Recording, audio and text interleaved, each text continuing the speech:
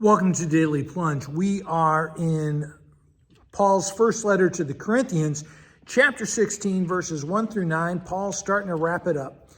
He begins this chapter by talking about a collection that's being taken for the Lord's people. Well, specifically, it's a collection being taken for the church down in Jerusalem that has been going through a famine because of various conflicts that are going on there, too.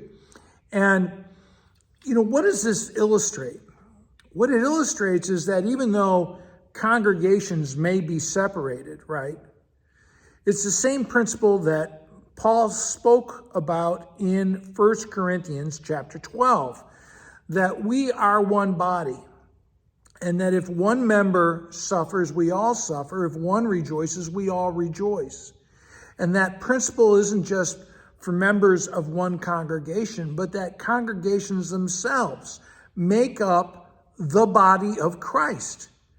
And so for Paul, this collection to help the church down in Jerusalem isn't seen as some side issue. It's essential to the life of the congregation. What's interesting is that in 2 Corinthians, Paul is going to still be trying to get the Corinthians to get involved with this and tries to embarrass them to talk about how the Macedonians, the church in Philippi, was ready to pluck out its eyes to help be a part of taking care of their brothers and sisters down in Jerusalem. Now, going on, he says that part of the model for this is that they're to set aside some each week, both as individuals, people should be setting some aside, but also as a congregation. They'd be collecting a little bit every week so that they have something to give. And part of this is the whole idea that congregations need to look beyond themselves to see what God is doing elsewhere and to join God in that work. And so the offering that Paul is talking about in chapter 16 here is there's an offering for God's kingdom work that's happening locally in the Corinthian congregation. There's a collection to encourage Paul's missionary work, as he says, so you can help me on my journey. And then there's a collection for the greater church for the work that's, the need that's happening at the Jerusalem church.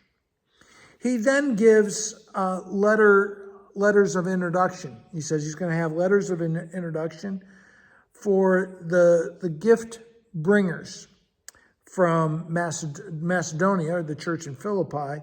And he talks about stopping in Ephesus and how much those folks are actually looking forward to his time with them. They're eager to have Paul share his ministry with them.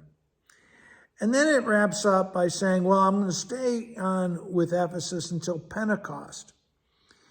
And here, Paul is speaking about how, once again, the idea of that God birthed the church on Pentecost, and that he's looking forward to that celebration, acknowledging the miracle that God did on that day and continues to encourage and enliven the church today with the giving of God's Spirit. Well, thanks, friends. Have a blessed day.